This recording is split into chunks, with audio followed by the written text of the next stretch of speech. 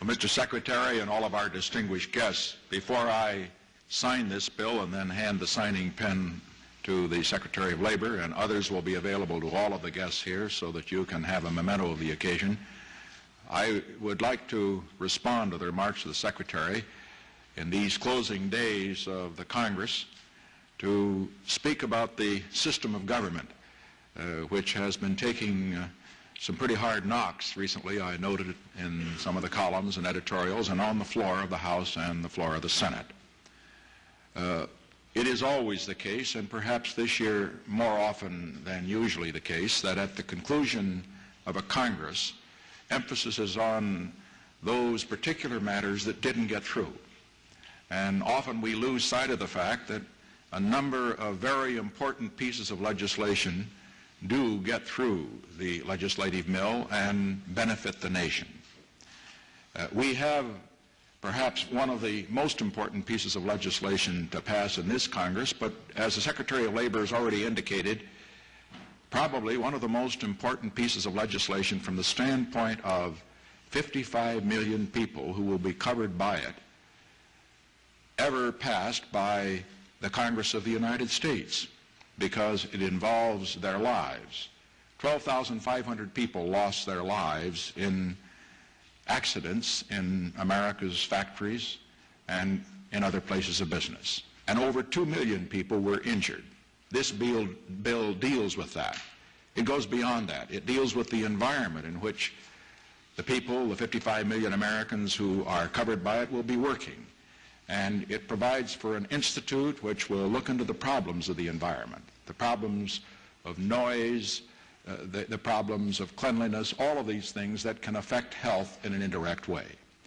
And so it is, as the Secretary has indicated, a landmark piece of legislation. Now, let's talk about who's responsible. Usually at an occasion like this, the President stands up and says, I did it. Or the Congress says, I did it. Or the Democrats say they did it, the Republicans say they did it. Or Labor takes the credit, or management takes the credit. I would like to have the record very clear here that this bill could not be signed by the President of the United States today unless everybody had worked together to get it through. I submitted the legislation proposal in August of last year. Since that time, it has been before the Congress, both the House and the Senate. And Senator Williams taking the leadership in the Senate, and Congressman Steiger, Congressman Daniel working on it in the House, along with the other members of the committee who are present here, have refined the bill. I think that's the term we used to use in the House and the Senate, until we have this present proposal. It differs from some of those propositions that we recommended, but in substance, it attains the goal that we all wanted to reach.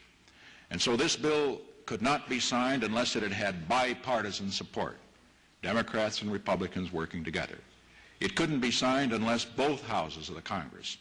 The Senate often does not follow the House, and vice versa. But in this case, both houses of the Congress have worked together so that this bill could be signed. And it wouldn't be signed today unless it had had the support of organized labor. And organized labor is represented here today by Mr. Meany, Mr. Abel, Mr. Fitzsimmons, and others who are leaders of those organizations.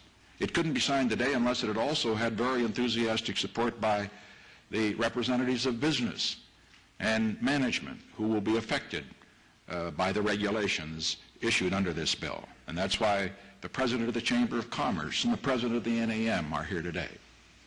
And so we see a bill that represents in its culmination the American system at its best. Democrats, Republicans, the House, the Senate, the White House, business, labor, all cooperating in a common goal: the saving of lives, the avoiding of injuries, making the places of work for 55 million Americans safer and more pleasant places. This is certainly a great goal, and it is one that I think would be particularly appreciated by a man whose picture hangs on this wall behind me. And I think all of you will pardon a personal reference when I say that I suppose in the Eisenhower administration, when I was vice president, my closest friend in the cabinet was Jim Mitchell. Many of you knew him too.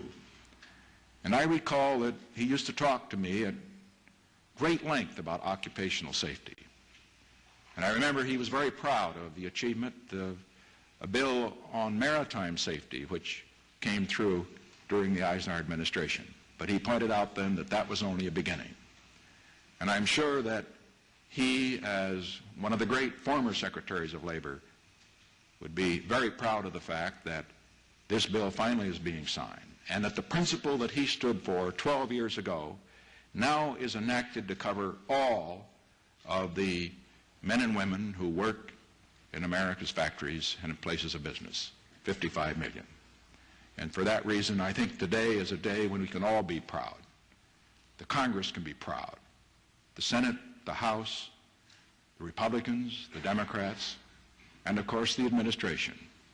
And we thank you, therefore, for your part in making it possible for the President of the United States now to attach his name to a bill that took so many hours of work, represents so much devotion, and that's going to do so much good for so many people across this land.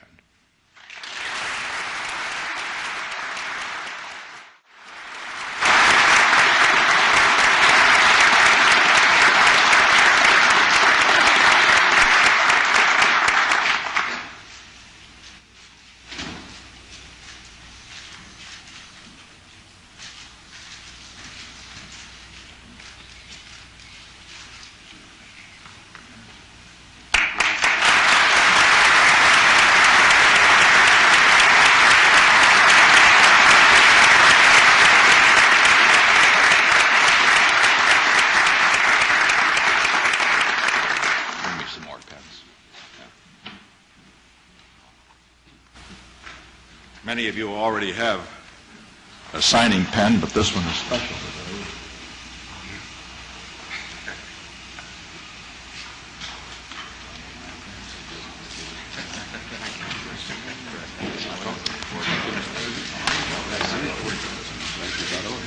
Thank you. Hi. Bill, how are you? Hi. Another bill. Thank you, sir. All right. I hope these are within the budget. We have quite a few.